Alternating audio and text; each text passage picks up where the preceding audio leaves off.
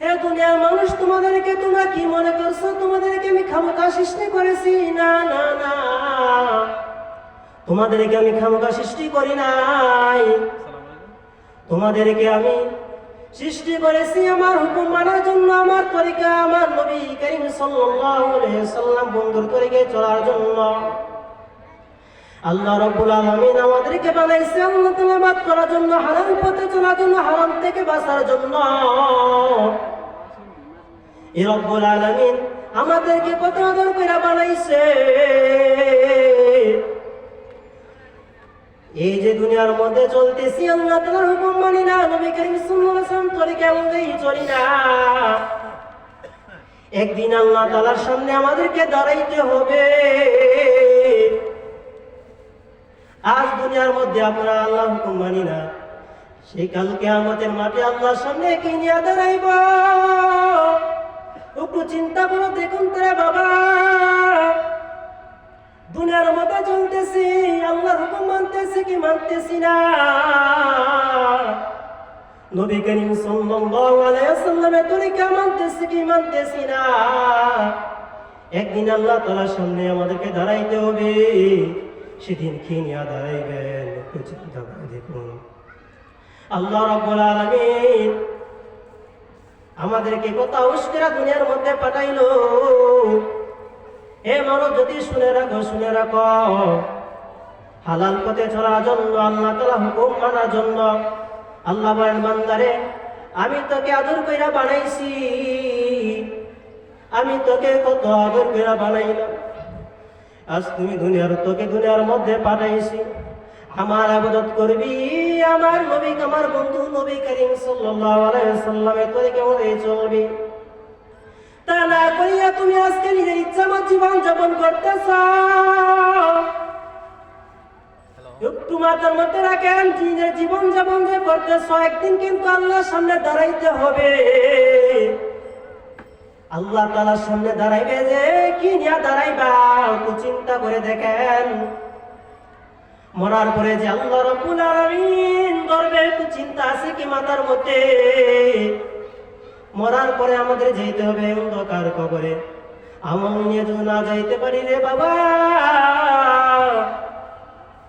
এ দুই কবর ভালো জায়গা না, ভালো জায়গা না। খবর প্রত্যেকদিন ডাকিয়া ডাকিয়া বলে, ওরে আদম সন্তান, আমি কবর কিন্তু ভালো জায়গা না, ভালো জায়গা না। আমি কবর কিন্তু পোকামাকড়ের ঘর, আমি কবর কিন্তু সাপ বিচ্ছুর জায়গা, আমি কবর কিন্তু বিষাক্ত সাপের জায়গা, আমি কবর কিন্তু পোকামাকড়ের ঘর। আমার ভিতরে আসতে হয়, ভালো আমল নিয়ে আসবি, খারাপ বদ আমল নিয়ে আসো না। আমার ভিতরে আসতে হয়, ভালো আমল নিয়ে আসতে হবে। আমার ভিতরে যে ভালো আমল নিয়ে আসবে, আমি কবর তার সঙ্গে ভালো ব্যবহার করব। যে আমার ভিতরে খারাপ বদ আমল নিয়ে আসবে, আমি কবর তার সঙ্গে ভালো ব্যবহার করব না, খারাপ আচরণ করব। কবর ডাকিয়া ডাকিয়া বলে, আমি কবর কিন্তু ভালো জায়গা না, আমি কবর এমপি কে মন্ত্রী, আমি তা কবর চিনি না, কে আলেম কে বেআলেম, আমি কবর তা চিনি না। কার ধন সম্পদ আছে, কার ধন সম্পদ নাই, আমি কবর তা চিনি না। কে ধনী কে গরিব কে শ্রমিক, আমি কবর তা চিনি না। আমার ভিতরে যে ভালো আমল নিয়ে আসবে, আমি কবরটার সঙ্গে ভালো ব্যবহার করব। এ দুনিয়ার মানুষ, আপনি একটু ভেবে দেখেন, যে কবরে যাবেন, কবরে কি আমল নিয়ে যাবেন, যদি আপনি নিশ্চিত জানতে পারেন, ওই কবরে আপনি মন ইচ্ছা মত শান্তিময় থাকতে পারবেন।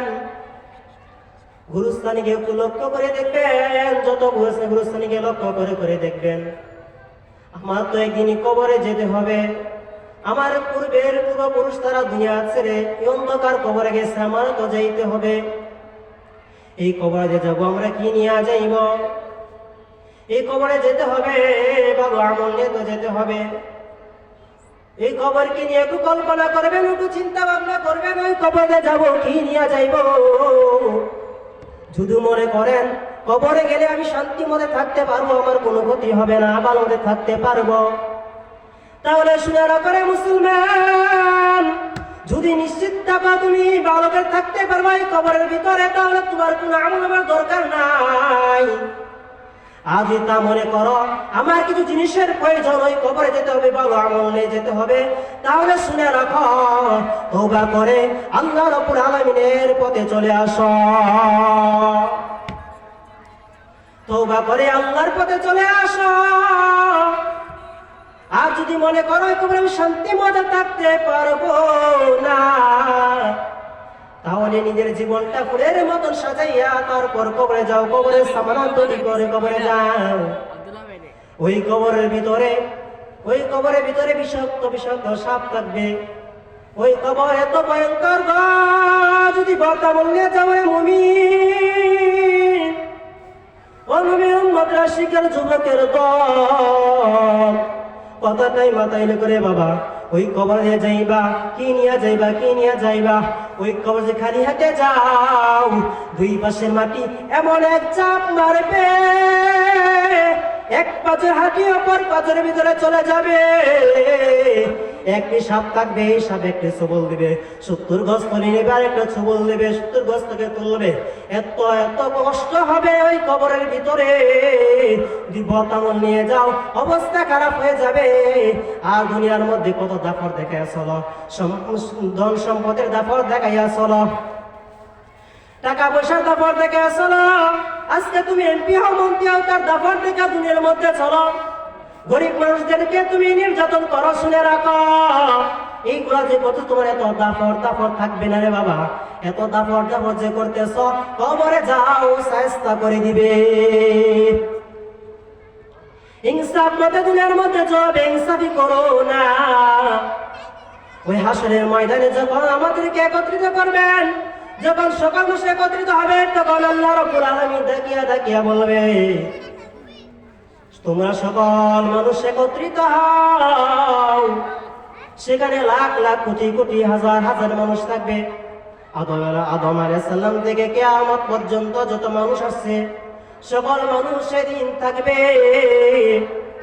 ওই হাসরের ময়দান এত ভয়াবহ হবে, হাসরের ময়দানটা এত ভয়ঙ্কর হবে। ওই হাসরের ময়দানে আল্লাহ রাব্বুল আলামিন যখন সকলকে একত্রিত করবেন, করার পর আল্লাহ রাব্বুল আলামিন তাদের সকলকে একটি প্রশ্ন দেবে, লিমানিল মুলকুল ইয়াউম লিল্লাহি ওয়াহিদিল কাহ্হার। আল্লাহ যখন বলবে আজকে রাজত্ব কার, সকল মানুষ চুপ থাকবে, কেউ উত্তর দিতে পারবে না। আর এই পুরা জাহান্নামটা থরথর করে কাঁপতে থাকবে, সকল মানুষ কেউ জবাব দিতে পারবে না, সকলে চুপ থাকবে। তারপর আল্লাহ রাব্বুল আলামিন স্বয়ং জবাব দিয়ে বলবেন, আজকে রাজত্ব স্বয়ং আমার আল্লাহ, আমি আল্লাহ। একবার খাদিজা রাদিয়াল্লাহু তাআলা আনহা রাসূল করিম সাল্লাল্লাহু আলাইহি ওয়াসাল্লাম কান্না করতেছিলেন। তবে খাদিজা রাদিয়াল্লাহু তাআলা আনহা বলেন, ও আল্লাহর নবী, আপনি কেন এত কান্না করতেছেন? তখন আল্লাহর নবী বলে, ওরে আয়েশা, তুমি কি জানো না কি জন্য কান্না করতেছি? আয়েশা বলে, আল্লাহ নবী, আমি তো জানি না। আপনি কি আপনাকে কষ্ট দিয়েছে? আল্লাহ বলে, না। তাহলে আমি কি আপনাকে কষ্ট দিয়েছি? আল্লাহ নবী জবাব বলেন, না রে আয়েশা, আমাকে কেউ কষ্ট দেয় নাই। তখন আয়েশা রাদিয়াল্লাহু তাআলা আনহা উত্তরে বলেন, ও আল্লাহর নবী, তাহলে আপনি কি জন্য কান্না করতেছেন? তখন আল্লাহর নবী সাল্লাল্লাহু আলাইহি ওয়াসাল্লাম উত্তরে বলেন, ওরে আয়েশা, সেই হাসরের ময়দানের মাঠের কথা মনে পড়েছে, তাই এত কান্না করতেছি।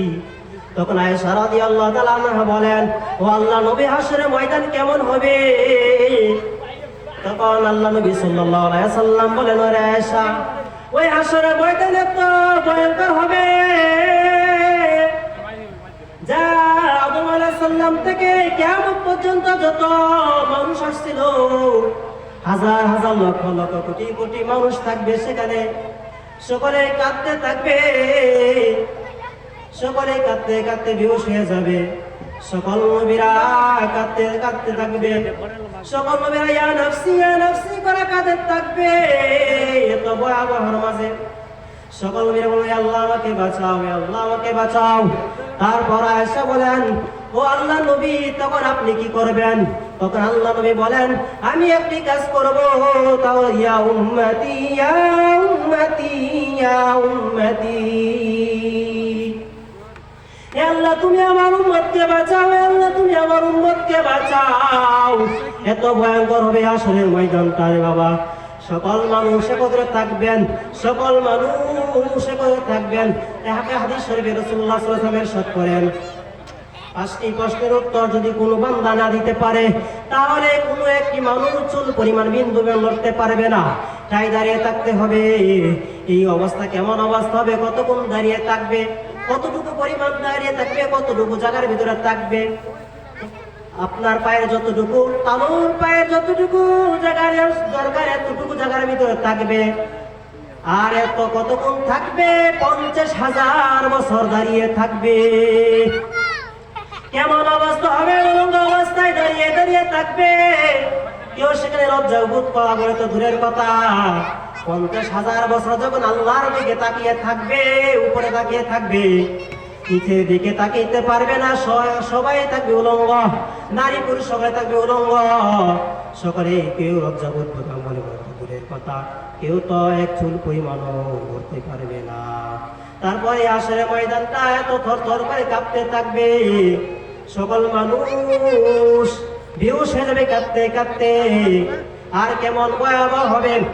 70 ঘন্টা চলা সূর্যের তাপ পাকের মাথার উপরে থাকবে, আর গুনাহগারের মাথা বাতের মারের মতন ঠাস ঠাস করে ফুটতে থাকবে। গুনাহগারের মাথা এমন করে ফুটতে থাকবে বাতের মারের মতন। ও দুনিয়ার মানুষ, আজ তুমি দুনিয়ার মধ্যে রং তামাশাই করতেছ, তুমি চিন্তা করো না ওই কবর তোমার যেতে হবে। কি আমল নিয়ে রওনা হয়েছ, কি নিয়ে তোমার যাইতে হবে একটু চিন্তা করে দেখো না। বলো আমল কত যাইতে হবে ওই কবরে? বতা বললে যাওয়া যাবে না। ওই হাসরের ময়দানে যেতে হলে ভালো আমল নিয়ে যেতে হবে। সুন্দর করে নিজের জীবনটা সাধরে বাবা। এই প্রতি বয়নে বয়নে বলি রে বাবা 3টি প্রশ্ন, এই 3টি কথা যে মানতে পারবে তার জীবনটা ফুলের মতন হয়ে যাবে। 3টি কথা হলো কি নিয়ে আসছি, কি নিয়ে যাব, কি করতেছি। আমরা আল্লাহ তাআলার কাছ থেকে কি নিয়ে আসছি, আল্লাহ তাআলা আমাদের কি জন্য পাঠাইলেন? আল্লাহ তাআলা ইবাদত করার জন্য, আমাদের হুকুম মানার জন্য, নবী করিম সাল্লাল্লাহু আলাইহি ওয়াসাল্লামের তরিকা অনুযায়ী চলার জন্য। এখন আমরা কি হুকুম মানতেছি কি মানতেছি না? এখন কি করতেছি? দুনিয়ার মধ্যে রং তামাশায় জীবন কাটাইতেছি। আল্লাহর হুকুম মানি না, নবীর করে গাই চলি না, এত গুনাহ করতেছ। যখন যাইবা ওই কবরের ভিতরে তখন বুঝবা গুনাহ যে করেছ তার ফলাফল কি দাঁড়ায়। আর কি করতেছেন দুনিয়ার মধ্যে? নিজের হায়াতটা আল্লাহ তাআলা কত 60-70 বছর আল্লাহ হায়াত দিল, এই জীবনে কি করেছেন, কি নেক আমল করেছেন, তার হিসাব দিতে হবে। হিসাব দিতে হবে। পাশে হিসাব যদি না দিতে পারেন তাহলে ভয়াবহ হয়ে যাবে রে বাবা। এই জন্য বলি নিজের জীবনটা ফুলের মতো সাজান। কেউ চিন্তা করে আজকে আমি কোনো গুনাহ করবো না, কেউ যদি নিয়ত করে তাহলে সে গুনাহ করতে পারে না। এই জন্য বলি রে বাবা নিজের জীবনটা ফুলের মতন সাজাও, সাজাইয়া তারপর দুনিয়া থেকে যাও। ওয়া আখিরু দাওয়ানা আলহামদুলিল্লাহ।